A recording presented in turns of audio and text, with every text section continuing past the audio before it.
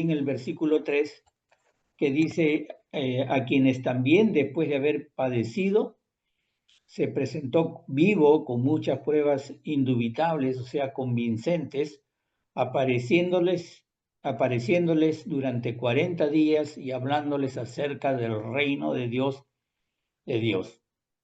Entonces, podemos ver nosotros que la resurrección de Jesús es el punto de partida de todo este relato que está en el libro, de Hechos.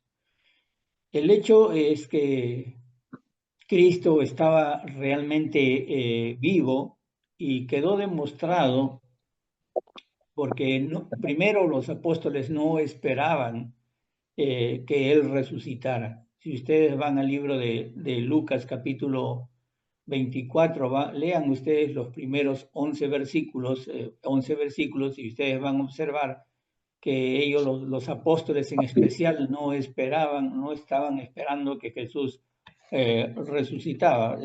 Voy a buscar por lo menos 2 versículos, ¿ya? Lucas capítulo 24, un ratito. Vamos a buscar el versículo 11 y 12. Capítulo 24, versículo 11 y 12. Dice, mas a ellos les parecía locura las palabras de ellas, o sea, de las mujeres que fueron al sepulcro a buscar a ver a Jesús, y no las creían.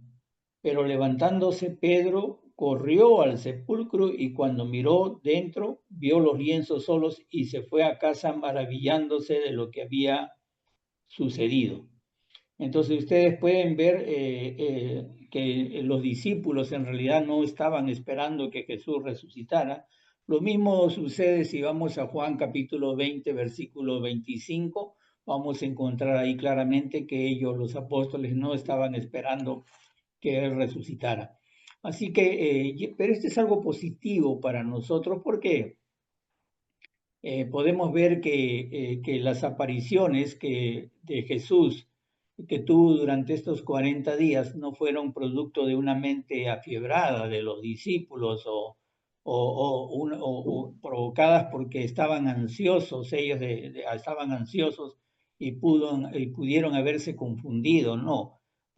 También es importante resaltar de que era imposible equivocarse con alguien quien ellos habían convivido mucho tiempo, es decir, estos 3 años de ministerio de Jesús que habían pasado con Él, habían convivido con Él, habían caminado con Él, comido con Él, habían tenido largas conversaciones, oraciones en conjunto, etc. Entonces era imposible no reconocer, en otras palabras, a Jesús resucitado. Y también nosotros podemos ver que no solamente fueron los apóstoles que vieron a Jesús resucitado durante estos 40 días, sino que hubieron muchas personas que vieron a Jesús. Si ustedes leen los primeros versículos o los primeros 7 versículos del libro de Primera de Corintios, capítulo 15, ustedes pueden observar ahí que se apareció a un número grande, lo leemos, si no, de discípulos, como para que se pueda tener confusión o se pueda tener duda acerca de él. Por decir, dice en capítulo 15, versículo 4, dice que fue sepultado y que resucitó al tercer día conforme a las Escrituras y que apareció a Cefas y después a los 12. Después apareció a más de 500 hermanos a la vez, de los cuales muchos viven aún y otros ya duermen. Después apareció a Jacobo, al hermano mismo de Jesús, después a todos los apóstoles. Es decir, que no había forma de engañarse en cuanto de engaño en cuanto a las apariciones de Jesús. Y dice, ahí también hemos visto esa expresión que dice y que le estaba hablando, que estuvo durante 40 días hablándoles acerca del reino de Dios. Y esto es aquí sí es bueno, vale la pena hablar porque de este tema, destacarlo un poquito, aunque voy a pedirles que ustedes investiguen un poco más, incluso les voy a dar después algunas fuentes. Pero vamos a encontrar que en el libro en este libro de Hechos, o en esta carta de Hechos, vamos a encontrar en muchos versículos acerca de estar en el reino de los cielos o del reino de los cielos.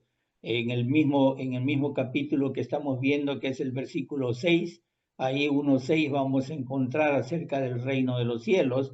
Vamos a encontrar también en el capítulo 8, versículo 12, también vamos a ver acerca del reino de los cielos, capítulo 14, versículo 22. Más adelante también vamos a ver en Hechos capítulo 19, Hechos capítulo 20, y hasta el capítulo 28, y especialmente vamos a verlo también en el libro de Lucas, capítulo 1, versículo 33, y muchos más versículos. Por decir, si nosotros hablamos del reino de los cielos, podemos encontrar en Mateo capítulo 3, que Juan el Bautista estaba hablando acerca de la venida del reino de los cielos. En Mateo 4 también vamos a ver que Jesús predicaba lo mismo acerca de que el reino de los cielos está cerca. En capítulo 4, en capítulo 16 vamos a encontrar el encuentro de Jesús con Pedro, donde también le dice a Pedro, le dice al Pedro, y yo te daré las llaves del reino de los cielos, a Pedro. Y después vamos a encontrar no solamente ahí, sino en Hechos mismo, capítulo 1 que estamos leyendo, que les estaba hablando el mismo tema acerca del reino de los cielos, Jesús. El tema de Jesús es ese, la prédica de Jesús, el punto central de la prédica de Jesús durante esos 40 días es acerca del reino de los cielos. Les estuvo hablando y dando direcciones durante 40 días acerca del reino de los cielos. Pueden ver que es muy largo, pero la lista donde nos habla acerca del reino de los cielos en otros libros también, pero especialmente en estos libros que le he mencionado. Ahora, vuelvo a repetir, es durante estos 40 días, para no salirnos del tema, y fue acompañado por diversas pruebas acerca del reino de los cielos y por enseñanzas acerca del reino de los cielos o el reino de Dios. Ahí ustedes pueden ver, pueden encontrar ustedes en Mateo capítulo, el último capítulo de Mateo, por decir, en Mateo capítulo 28, en Mateo capítulo, vamos a ver un ratito, Mateo capítulo 28, ahí empezando nomás el 28, un ratito. Mateo 28, ustedes pueden ver aquí sí, un ratito. Mateo 28 del versículo 1 al 10, ustedes pueden, más bien los doy tarea para ustedes, pueden ustedes ver que está hablando acerca les está dando indicaciones acerca del reino de los cielos. ¿Y qué cosa? La pregunta aquí sería interesante, es interesante en el sentido de que preguntarnos qué cosa es el reino de los cielos. ¿Qué nos dice la Biblia acerca del reino de los cielos? Bueno, es algo sencillo de decir, es donde Dios, donde Cristo reina y tiene dominio, tiene poder. Hay muchos textos acerca de esto, tanto en el Antiguo Testamento como en el Nuevo Testamento, pero vamos a hablar así de una forma simple, donde Él tiene el poder, donde Él tiene el dominio, donde Él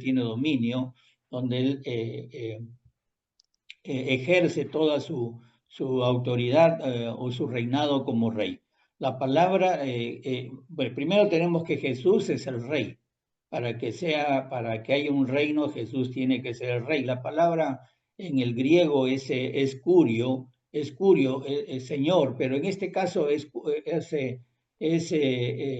la misma Biblia en Apocalipsis capítulo 17, versículo 14, nos dice que Él es el Rey de Reyes, el Rey de Reyes. Y en Hechos capítulo 2 vamos a ver también acerca de el 34 y a partir del 34 al 36 también vamos a ver que Jesús es el que reina.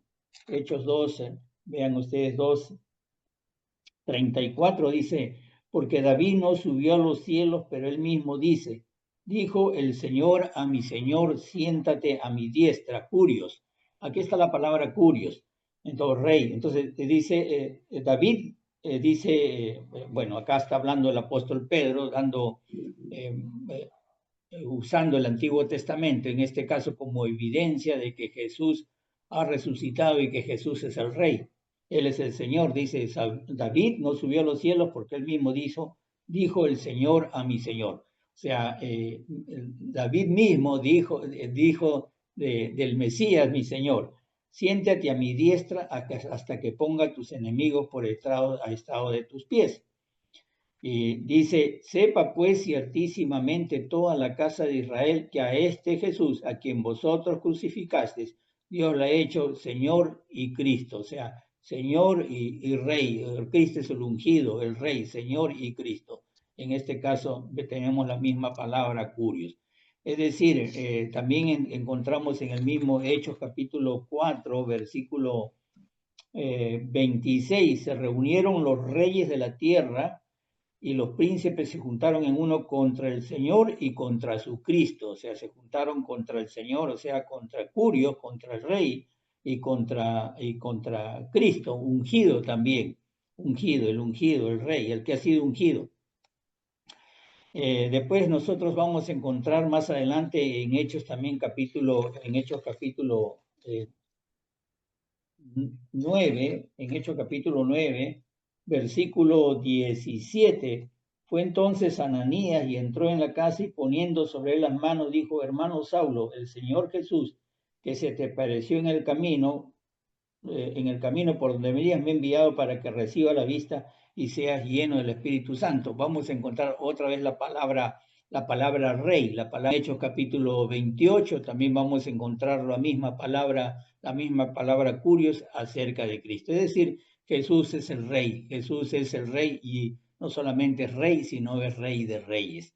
Ahora, en Colosenses capítulo 1, versículos 3 y 14, el apóstol Pablo nos dice que hemos sido trasladados del reino de la potestad de las tinieblas al reino de su amado Hijo, refiriéndose a los creyentes que han obedecido el Evangelio, es decir, a los salvos, a los cristianos, si ustedes quieren decir, a los cristianos, refiriéndose a ellos, dice que estaban antes de haber recibido al Señor, antes de haber obedecido el Evangelio, ellos pertenecían a un rey. ¿Quién es el rey?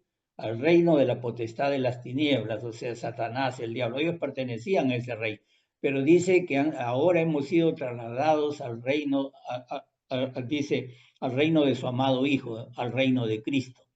O sea, está hablando, aquí ustedes pueden observar que está en el tiempo presente. En el tiempo presente, o sea, el reino no es algo que está la Biblia no nos describe que el reino es algo que está por venir, que está por venir, sino es algo que está presente texto tras texto, texto tras texto. Y Jesús incluso en Mateo, ya les dije, en Mateo capítulo 16, equipara el reino con la iglesia, Vamos a ir a la vez vamos haciéndonos varias preguntas. Por decir, si ustedes van, les dije Apocalipsis capítulo 1, empezando nomás, ustedes pueden ver en Apocalipsis 1, versículo, ahí 10, dice 1, Apocalipsis 1, un ratito, iba 1:9. Dice, yo Juan, vuestro hermano y copartícipe vuestro en la tribulación, en el reino y en la paciencia de Jesucristo, estaba en la isla llamada Patmos. O sea, ustedes pueden ver aquí que el reino, mientras que Juan estaba en la isla Patmos, estaba recibiendo el mensaje precisamente de Jesús, el mensaje de Jesús. Entonces, pueden ustedes ver que él estaba hablando, que no solamente estaba en un estado de tribulación, sino que estaba también en el reino. Está hablando en tiempos presentes. Es decir, que el reino de los cielos ya existe. Si nosotros vamos también en el libro de Lucas, hablando acerca de la cena del Señor, en el libro de Lucas el capítulo 22, versículo 30, ahí nos dice que nosotros participamos de la mesa del Señor. Jesús nos dice que nosotros participamos de la mesa del Señor. Ahora, en Primera de Corintios, capítulo 10, nosotros vamos a encontrar también vamos a encontrar que nosotros también ahora participamos de la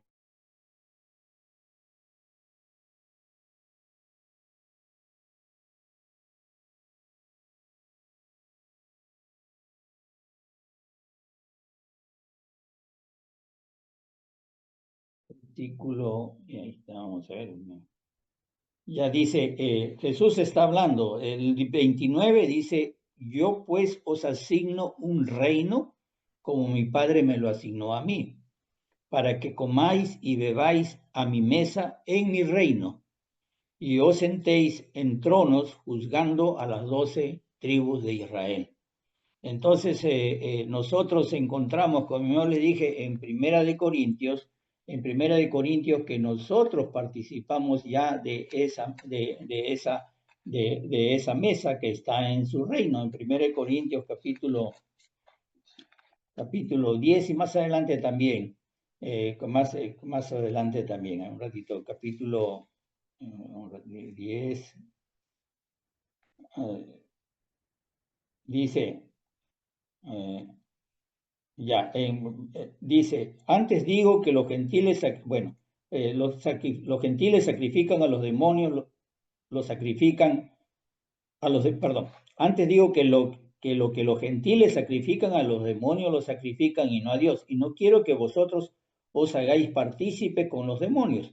No podéis beber la copa del Señor y la copa de los demonios. No podéis participar de la mesa del Señor y de la mesa de los demonios. Es decir, la mesa del Señor, habíamos visto que Jesús estaba hablando acerca de esto. En ese contexto estaba hablando, que nosotros íbamos a participar de la mesa del Señor que está en su reino. Otra vez tenemos el reino de Dios en tiempo presente. Y más adelante también en el 11, 23, hacia adelante, también nosotros vamos a participar de la mesa del Señor 11, 23 al 26. Ya no lo vamos a leer, pero ustedes pueden buscarlo. Ahora, quizás como yo le dije, es muy breve, hay lecturas sugeridas que se los voy a dejar, les prometo que se los voy a pasar, sino que el tiempo es el que me ha faltado para poderlo bajar y pasarlo. Por decir, una enciclopedia muy pequeña de bolsillo, en la página 60 al 70. Voy a tratar de sacarles yo, escribirlo, 10 páginas de esta enciclopedia, donde nos habla acerca, que yo les sugiero que es muy importante que lo leamos. Después ustedes sí lo pueden encontrar en internet, a Gary Habermas acerca de evidencias a favor de Jesús histórico. Es muy importante, y las singularidades de Jesucristo. Eso sí lo encuentran en una forma libre en Internet. Y también una página de May Licona, que también lo encuentran ¿cómo se llama? En Internet. Evidencias históricas cristianas, como de Ed Wharton. Ahora, ¿cuál es la aplicación? Porque ¿qué sentido tendría que nosotros no apliquemos esto a nuestra vida? ¿Quién es nuestro rey? Creo que los cristianos, una cosa básica que aprendemos desde el comienzo es que Jesús, cuando obedecemos el Evangelio, Jesús viene a sentarse en su trono aquí en nuestro corazón. Es decir, Jesús reina en nosotros. Hay muchos textos bíblicos acerca de eso. Entonces tenemos que entender, preguntarnos si en verdad Jesús reina en nuestro corazón, si Él está sentado en su trono acá en nuestro corazón. Sería una buena reflexión. Reina Dios en nuestra vida, reina Cristo en nuestra vida. ¿Quién es el que está reinando? ¿Está reinando otra persona en nuestro corazón? ¿Está reinando otras cosas en nuestro corazón? ¿Están reinando hay otros reyes en nuestro, otro rey que está gobernándonos a nosotros. Bueno, eso los dejo para reflexión.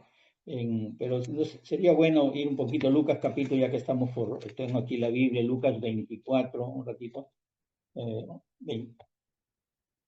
Dice así, Lucas 24, dice, fueron algunos de los nuestros al sepulcro y hallaron así como las mujeres habían dicho, pero a él no lo vieron. Entonces él le dijo, oh insensatos, Jesús habló y le dijo, y tardos de corazón para creer todo lo que los profetas han dicho.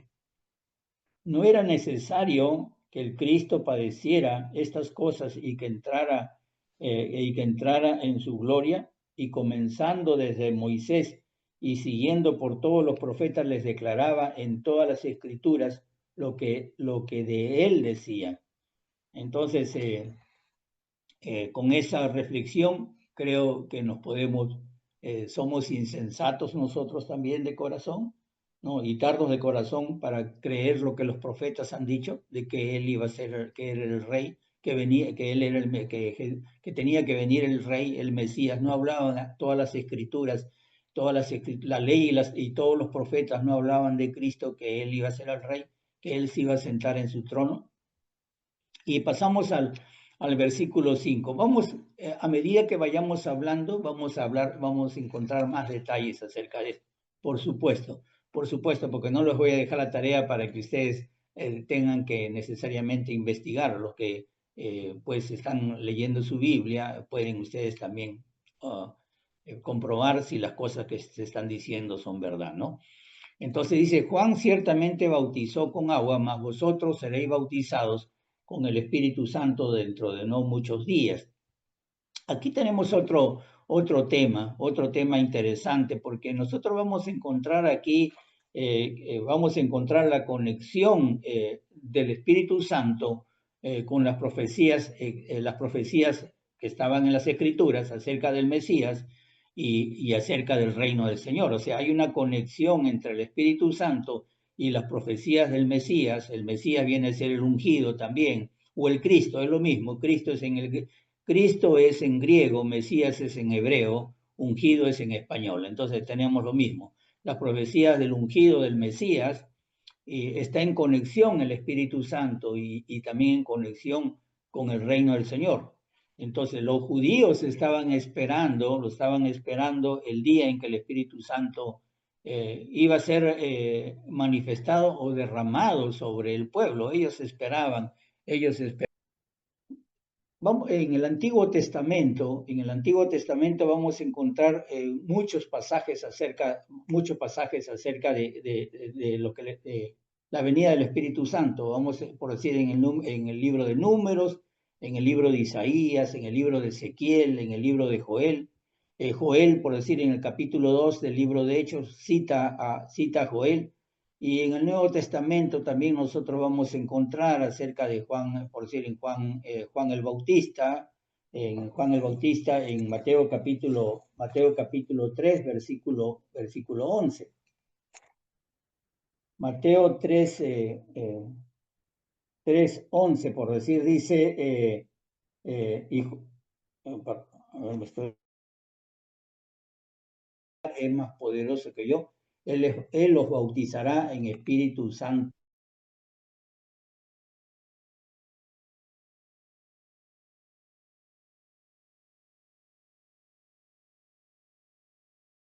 Versículo 8, y en otros textos más que también se los voy a pasar.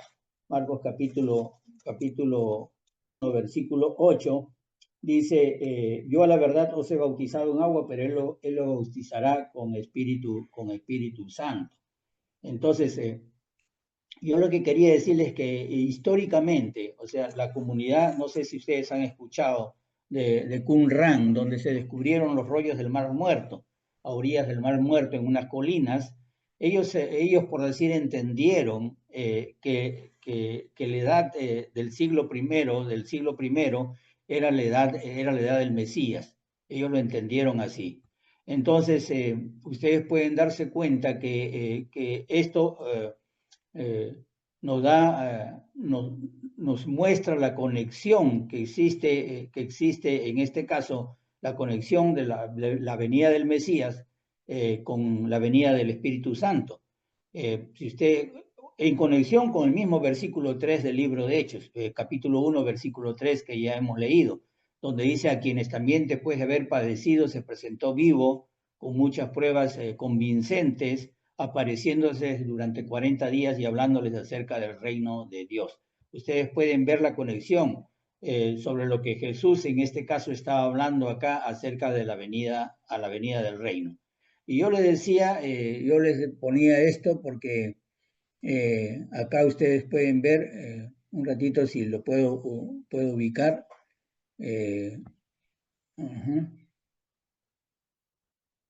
Un ratito. Bueno. No, acá, a ver, en esto de acá. Aquí yo le puse esta primera imagen, ustedes pueden ver, estos son los rollos del Mar Muerto. Se encontraron unas cuevas a orillas del Mar Muerto, precisamente unas cuevas que se llama Qumran, de Qumran. Estas cuevas en el año 1947. Aquí se ha encontrado casi toda la Biblia entera, como ustedes pueden ver en la página, pero lo interesante aquí que también vamos a encontrar aquí una especie de un cántico que está hablando acerca precisamente de la conexión que existe entre el Espíritu Santo y la venida del Mesías y la venida del Rey. Entonces, la venida del Mesías, perdón, y la venida del reino, y del rey, o rey también está bien. Entonces, ustedes pueden ver esto. Es un himno que se llama Himno de Acción de Gracias. Ustedes lo pueden bajar. Yo lo tengo todo, lo he bajado todo el himno de Acción de Gracias. Es muy interesante. No solamente es un himno pequeño, es una serie de himnos que lo han encontrado, que ahora se ha sido transcrito y estos documentos lo tenemos a disposición de nosotros. Es interesante porque más que todo les estoy dando como referencia, como una fuente de investigación que ustedes pueden ir, porque estos son las Biblias encontradas del primer siglo, es decir, se llama con una brecha histórica. Los historiadores hablarían así, con una brecha histórica de casi pocos años, 100 años, un siglo. ¿Qué quiere decir brecha histórica? Brecha histórica quiere decir del original que escribieron los escritores verdaderos a las copias. Es decir, yo les estoy mostrando, es algo interesante esto de acá, porque ustedes pueden ver que este manuscrito no es el original, no es el que escribió Lucas, pero es una copia de Lucas, porque ellos tenían que sacar copias de copias. Primero era memorizado, pues, y después copias de copias. Y estas copias, la brecha entre el original y la copia más antigua encontrada es aproximadamente 80, 100 años. Podemos tener la seguridad que la Biblia que tenemos la que tenemos en la actualidad, las que han sido transcritas de las lenguas originales, son iguales que las del primer siglo. Esa es una brecha histórica. También, por supuesto, hay otros libros del Antiguo Testamento, otros libros que tienen brechas históricas mayores. Hay brechas históricas de 400 años, de 500 años. Pero solamente para su reflexión, ¿qué tiene que ver esto de la brecha histórica? Tiene que ver que mientras más ha transcurrido el tiempo entre el original y las copias encontradas, entonces quiere decir que hay más errores que puede haber en el momento de la transcripción. Es decir, más errores, mientras más copias hay más errores puede haber en las escrituras, pueden encontrarse. Entonces es muy importante entender eso, y también nos llama a nosotros a buscar versiones de la Biblia que sean transcritas del original, es decir, del hebreo al griego, o del griego, en este caso del hebreo al griego, del griego al español o del hebreo directamente al castellano, ¿no? Entonces vamos a ver eso. Interesante esto de estos documentos que se encontraron, las Biblias y muchos escritos que se encontraron en las cuevas de Qumran. Se les conoce así como los rollos, también lo pueden buscar como los rollos del Mar Muerto. Entonces, en el versículo del 6 al 11 dice así: entonces los que se habían reunido le preguntaron diciendo: Señor, ¿restaurarás el reino a Israel en este tiempo? Y les dijo: no os toca a vosotros saber los tiempos o las sazones que el Padre puso en su sola potestad, pero recibiréis poder cuando haya venido sobre vosotros el Espíritu Santo, y me seréis testigos en Jerusalén, en toda Judea, en Samaria, hasta lo último de la tierra. Ustedes pueden darse cuenta que ellos no estaban esperando, el reino, un reino espiritual, un reino celestial. No habían entendido, ellos seguían en el error, seguían pensar que Jesús estaba con ellos, había restaurado. Ellos estaban pensando de que, estaban esperando de que Jesús restaurara el reino en los días más gloriosos, en los días de David. Es decir, que ellos estaban esperando un reino de 1000 años atrás, de los tiempos más esplendorosos, que era con el rey David. Y por eso que le están preguntando: ¿restaurarás el rey ¿cómo se llama? Vamos a buscarlo aquí. Aquí vamos a... Ahí estoy poniendo un ratito más imágenes.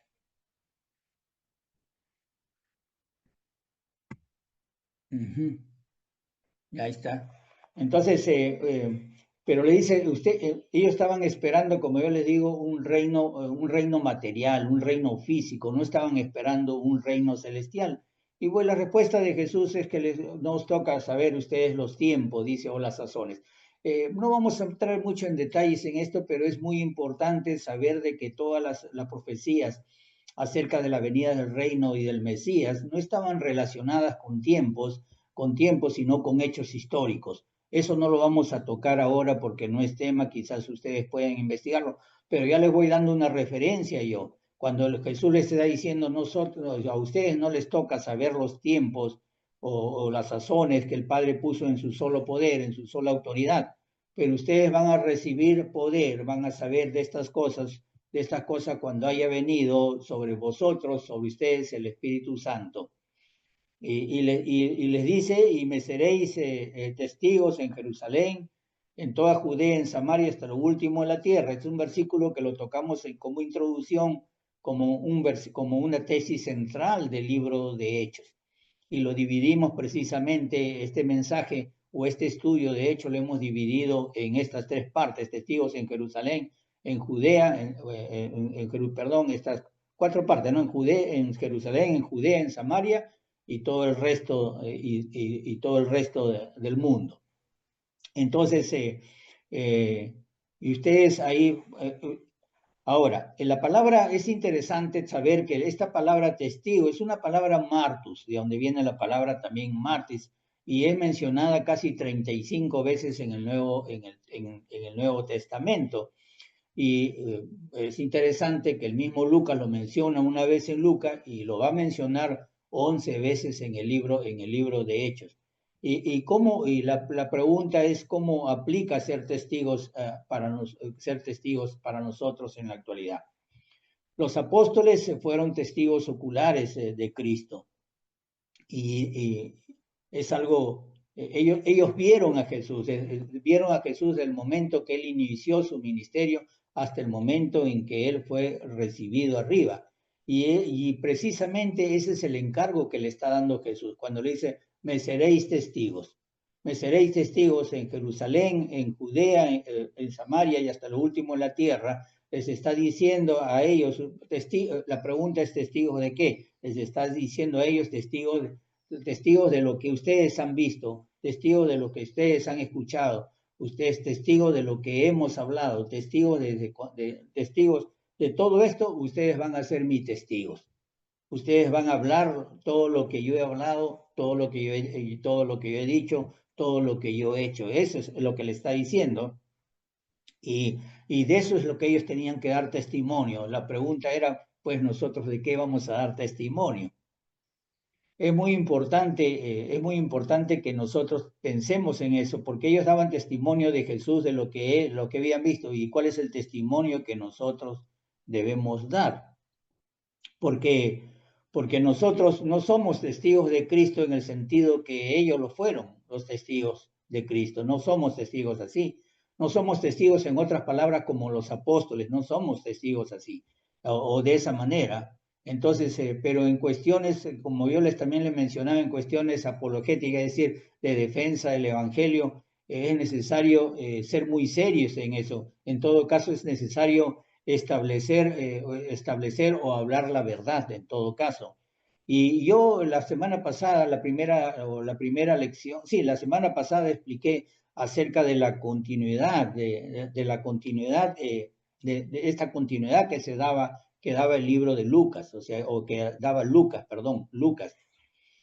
Yo le decía que hay una continuidad en el relato que está haciendo Lucas. Por decir, si ustedes van, no lo voy a repetir, pero si ustedes van al libro de Malaquías capítulo 4, en Malaquías capítulo 4, versículo 5, él está hablando, Malaquías se refiere al Mesías, a alguien que va a venir. Él les dice, yo les envío al profeta Elías antes que venga el día del Señor, el día grande y manifiesto.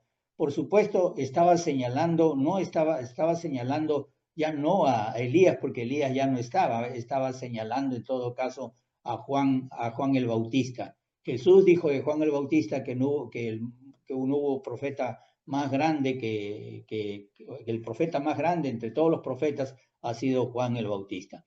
Y Juan el Bautista vino en el espíritu de Elías, también nos dice la palabra de Dios.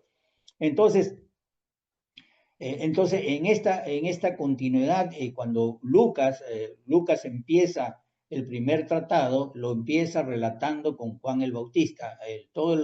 Si ustedes van al libro de Lucas, después del saludo, él empieza por Juan el Bautista hasta el día en que él fue recibido arriba, o sea que ascendió a los cielos. Luego él va a continuar en el libro de Hechos con la vida de Jesús, con la vida de no, en el mismo libro de Lucas, pero en la vida de Jesús, pero en el libro de Hechos va a continuar también, en el libro de Hechos va a continuar con la vida, con los apóstoles, con el testimonio de los apóstoles, con lo que ellos recordaron de los apóstoles, con lo que ellos, porque coincidieron con las palabras de Jesús, las enseñanzas de Jesús, los milagros de Jesús, todo lo que hizo, ellos continuaron los apóstoles, y después Jesús no solamente continuó con los apóstoles porque era Jesús el que estaba con ellos, sino Jesús continúa también trabajando ahora por medio de nosotros. Es decir, ese es el testimonio que nosotros tenemos que dar. Me seréis testigos. Seguimos dando testimonio del Evangelio por la palabra escrita, no por señales que nosotros hacemos, sino por la palabra de Dios es que damos los testimonios. Entonces, en el versículo 9, ustedes pueden ver que dice, y habiendo dicho estas cosas, viendo los sellos fue alzado y le recibió una nube que le ocultó de sus ojos. Y aquí nosotros vamos a tocar la importancia de la ascensión de Jesús, la importancia bueno, aquí tenemos esto, más adelante vamos a ver eso. La importancia de la ascensión de Jesús. Nosotros podemos ver aquí que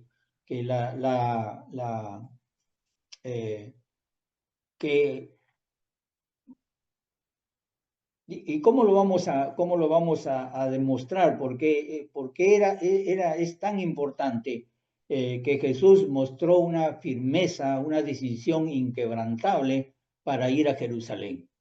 Él tenía que ir a Jerusalén y sabía lo que le esperaba en Jerusalén, a sabiendas de que él iba a sufrir, iba a tener los peores sufrimientos, tanto emocionales como físicos, y además de eso iba a ir a la cruz, a una muerte vergonzosa, que era morir en la cruz.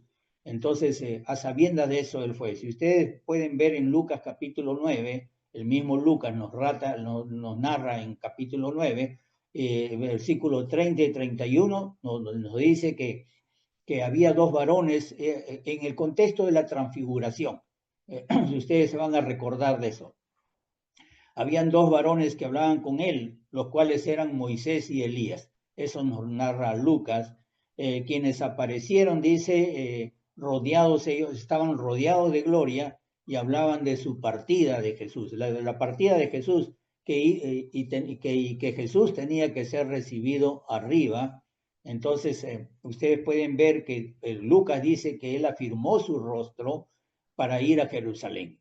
Eso está en Lucas capítulo 9, versículo 51. Ustedes pueden encontrar que él afirmó su rostro para ir a Jerusalén. ¿Qué quiere decir? Que él tuvo una determinación, él estuvo resuelto a ir a Jerusalén a pesar de que él iba a sufrir. Fíjense ustedes, la misma Biblia, el mismo Lucas nos está narrando la importancia que tiene la resurrección. Y la pregunta es, la pregunta es, ¿por qué para nosotros es importante la ascensión? ¿Por qué tendría que ser importante para nosotros? Me equivoqué, la palabra no es resurrección, sino la ascensión. ¿Por qué es importante la ascensión para nosotros? Porque nos muestra la autoridad que tiene Cristo, nos muestra el poder de Jesús. Si ustedes van a Efesios capítulo 1, versículo 20 al 23, yo lo voy a leer, dice, la cual operó en Cristo, resucitándole de los muertos y sentándole a su diestra en los lugares celestiales, sobre todo principado y autoridad y poder y señorío y sobre todo nombre que se nombra, no solo en este siglo, sino también en el venidero, y sometió todas las cosas bajo sus pies y lo dio por cabeza sobre todas las cosas a la iglesia, la cual es su cuerpo, la plenitud y aquel que todo lo llena en todo. Como ustedes pueden ver, este es muy importante para nosotros, porque para nosotros Él está sentado a la diestra de Dios Padre en los lugares celestiales. Sobre todo principado y autoridad y señorío, Él es el rey. Él está sentado, Él es el rey, Él es el sacerdote, Él es nuestro sumo sacerdote, y Él está sobre todo, sobre todo está Jesús, y especialmente está sobre todo como cabeza de la iglesia. No solamente sobre todas las cosas, sino a la iglesia como cabeza de la iglesia. Él es cabeza de su cuerpo, que es la iglesia, la cual es su cuerpo, la plenitud de aquel que lo llena en todo. Entonces, ustedes pueden ver, quizás no le demos mucha importancia a esto, porque estamos tocándolo muy ligero, como le digo, el tema, pero hemos hablado de esta plenitud muchas veces. Hemos hablado en otras lecciones que la iglesia sencillamente es Cristo. Él no se fue sin dejarnos, sin dejarnos aquí, sin que Él esté aquí también en la tierra. Si bien Él está aquí en el cielo, sentado a la diestra de Dios en su trono, pero Él está como cabeza de su cuerpo, del que es la iglesia. La iglesia es su cuerpo. ¿Y qué es la iglesia en todo caso? ¿Qué es la iglesia? La iglesia es todo lo que Cristo es. Es decir, la iglesia es la representación vital de Cristo. Todo lo que Cristo significa es la iglesia. Y cuando hablamos de la plenitud de aquel que lo llena, lo que lo llena todo, lo que lo llena que todo y en todo, estamos hablando de esa plenitud que está en la iglesia. A veces no nos damos cuenta de eso, amados hermanos, y nos dividimos, nos partimos, nos separamos, y esa connotación acerca de la división nos habla el mismo, ora Jesús por nosotros, sus últimas oraciones fue que seamos uno como Él y su Padre son uno, y nos habla mucho el apóstol Pablo en las cartas de Corintios, en especial, primera de Corintios, acerca de que del cuerpo no debe estar dividido. ¿Por qué? Porque es la plenitud. Es la plenitud, es lo que representa todo lo que es Cristo. ¿Cómo esperamos que nuestro Señor Jesucristo escuche nuestras oraciones y Él obre si estamos totalmente divididos? Que seamos de una misma mente y un mismo parecer, Esa misma mente es la mente de Cristo. Esto significa plenitud. la misma mente y el mismo parecer es el mismo parecer de Cristo. ¿Y dónde encontramos esa mente y ese parecer? Por supuesto que le encontramos en las Escrituras. Ahora, ¿dónde ascendió Jesús? Es muy discutido. No les voy a hablar de ese tema, pero ustedes pueden buscar. Hay 3 lugares donde dicen que Jesús, en lugares físicos me estoy refiriendo.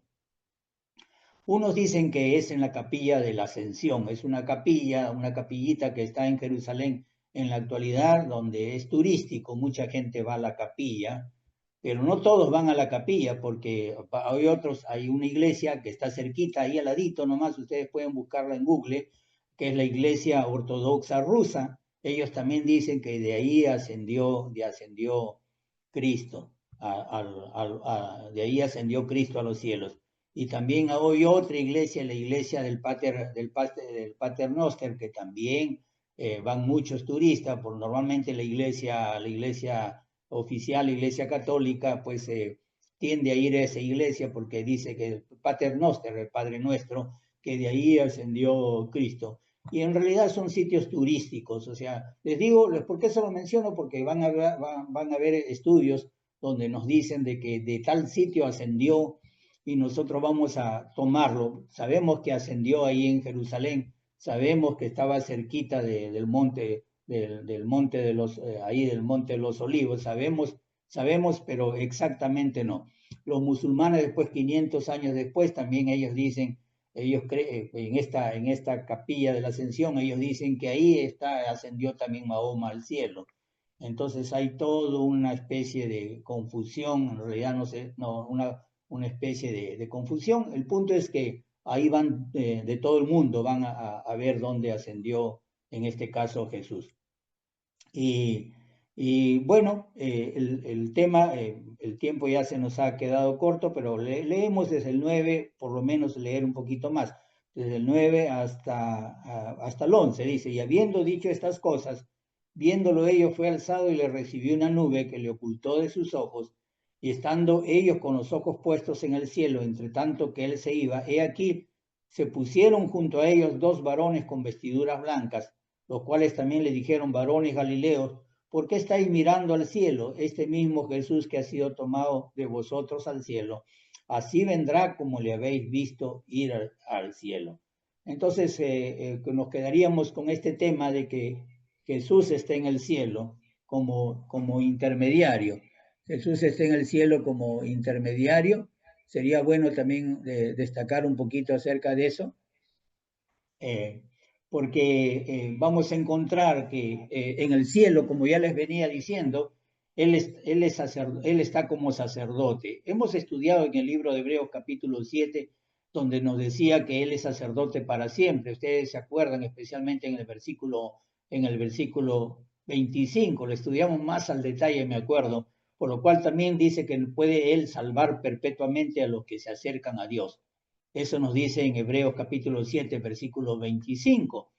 Entonces, y que Él está, dice, Él está siempre ahí para interceder por ellos, o sea, por nosotros. Ahí nosotros encontramos muy interesante hablar acerca, quizás valdría la pena de mencionar que cuando ahí dice que está hablando en tiempo presente, ahí está hablando la palabra salvar, la palabra que puede salvar está hablando en tiempo presente, en tiempo presente. ¿Qué quiere decir esto? Que Él continúa salvando. El Señor Jesucristo está ahí, está arriba, Él ha ascendido a los cielos, está sentado en el trono, pero Él no solamente está como rey sentado en el trono, sino también como sumo sacerdote. Y Él está ahí continuamente salvando a los que se acercan a Él, a todos los que se acercan a Él, y Él también dice que intercede por nosotros. Y esto de cómo lo hace, o sea, cómo lo hace. Bueno, Jesús tiene poder, pues tiene poder para salvar y Jesús obra también, el mismo de Hebreo, el libro mismo de Hebreos, habíamos estudiado también nosotros en pasaje en el capítulo 1 de Hebreos, que Jesús salva o obra o con poder por medio de los ángeles, especialmente en Hebreos capítulo 1 versículo 14 nos va a decir eso, y también obra mediante ser permanentemente sumo sacerdote. Esa es su naturaleza de él, de ser sumo sacerdote. Entonces él continúa salvando, ¿salvando de qué? Salvándonos del poder del pecado, a los que por supuesto se mantienen fieles al Señor. Y esta labor de interceder, esta labor intercesora, también fue mencionado por el apóstol Pablo. Pablo habla mucho de esto también en el capítulo 8, hermanos. Si pueden leer el capítulo 8, ustedes se pueden dar cuenta que Pablo habla del trabajo de intercesión o el ministerio de intercesión de nuestro Señor Jesucristo como sumo sacerdote. Y por lo tanto tenemos que decir que nosotros pues necesitamos a nuestro Señor Jesucristo como sumo sacerdote, porque como Él dijo, nadie viene al Padre si no es por mí. Eso lo necesitamos, siempre lo vamos a necesitar a los que permanecemos, como digo, fieles al Señor, fieles a Él, fieles en su cuerpo, entonces siempre vamos a necesitar de nuestro Señor Jesucristo. Entonces, y bueno, esta declaración de que Jesús es intercesor, pues para nosotros es una declaración, yo creo que es muy importante, es una declaración, una de las declaraciones más grandes que tiene la palabra de Dios, la palabra de Dios. Entonces, nos quedamos por el momento, amados hermanos, ahí porque hay mucho que hablar en cuanto acerca de la importancia que tiene, que tiene que Jesús esté allí arriba en el cielo, esté sentado en lugares celestiales, porque, vuelvo a repetir, no solamente como sumos sacerdotes, sino Él está sentado como rey, está sentado en el trono de la majestad de los cielos, dice también el libro de Hebreos capítulo 8, capítulo 8 nos dice eso también. Entonces, que Él se sentó. Ahora, solamente hablaremos la próxima semana a partir del versículo 12, para entrar ya quizás inmediatamente al capítulo 2, que es es un capítulo muy interesante, que nos va a aclarar todas estas ideas un poco más que hoy estamos hablando. Por favor, yo sé que hay vacíos, hay preguntas, pero esto es algo muy ligero, no lo puedo hablar de otra manera. Quizás solamente para concluir con el tema de Jesús, la importancia de que Jesús tiene arriba en el cielo, los judíos que no eran cristianos, porque acuérdense que habían judíos prosélitos, judíos que se convirtieron al cristianismo, los judíos que no eran cristianos, ellos se consideraban superiores a los otros judíos que se habían convertido, los prosélitos que se habían convertido al cristianismo, de los gentiles ni hablar. Pero que se consideraban superiores porque ellos consideraban que tenían sumos sacerdotes físicos, un sumo sacerdotes en todo caso nombrados por Dios, y que por supuesto que el cristianismo era inferior porque ellos no tenían sumo sacerdote. O sea, no tenían me estoy refiriendo que no tenían un sumo sacerdote físico. Por supuesto que hasta el año 70 nomás también hubieron sumos sacerdotes ahí en el templo, sirviendo en el templo de Jerusalén, porque en el año 70 después de Cristo el templo fue destruido. Entonces, y de esa manera, de esa manera ellos veían, lo consideraban, quizás los veían con desprecio a los otros judíos. Quizás también solamente para que quede, ya no tocar el tema, cuando hablamos del Qumran, ¿se acuerdan ustedes? Estamos hablando de los esenios, los que escribieron estos escritos que ahora les mostré, los que estaban escribiendo estos escritos, es que ellos lo escribieron los llamados, van ustedes a escuchar ese término, esenios. Y Flavio Josefo, que es un historiador, es el que los menciona a los de Qumran, los menciona ya en ese tiempo, lo encontraron reciente, fíjese, en el siglo pasado, en el siglo que pasó en el 47, pero ya este término esenios era usado por Flavio Josefo para la comunidad que vivía en esta zona, en el Qumran, en esta zona es Jordania, pertenece a Jordania. que fueron los que en realidad transcribían y se dedicaron en cuevas a transcribir exactamente estos rollos, libros o rollos que se llaman del Mar Muerto, que así. Y es interesante, yo quería mencionarles eso para que no se olviden. Entonces, ellos también vale la pena mencionar que ellos creían que Dios había rechazado al sumo sacerdote. Ahí en los escritos van a encontrar que el hecho de que ya no había el sumo, había sido el templo destruido y ya no había el sumo sacerdote, era porque Dios lo había rechazado a ellos como sumo sacerdote. Por eso es que creían que podían decirle a los cristianos, ellos podían decirle, ellos podían decirle, ustedes no tienen sacerdote, somos sacerdote, pero nosotros sí lo tenemos, los judíos podían decir eso. Ese tipo de comentarios lo encontramos, por decir, en estos rollos del Mar Muerto, en esos comentarios que les estaba mencionando.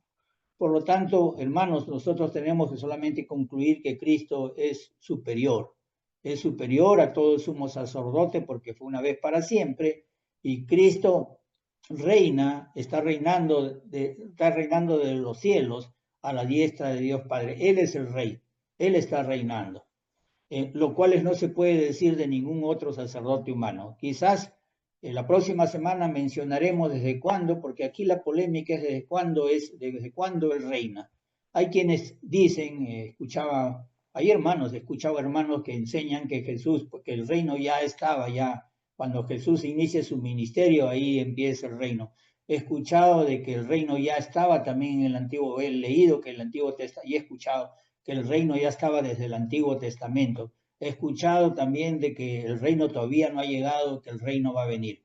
Pero eso sería para dejarlo para la próxima clase, pero el reino, según las escrituras, según todo lo que vemos, el reino ya está. Y era necesario precisamente que Jesús ascienda al cielo para él subir al trono de Dios y reinar, y reinar. Y él está reinando, según la palabra de Dios, él está reinando. Como les digo, todo esto es controversial. Ustedes tienen el deber de escudriñar, de investigar para saber si estas cosas que leemos, que yo les narro ahora, que yo les platico ahora, porque no lo tomo como un sermón ni como un mensaje, son verdad. Que Dios lo bendiga, amados hermanos.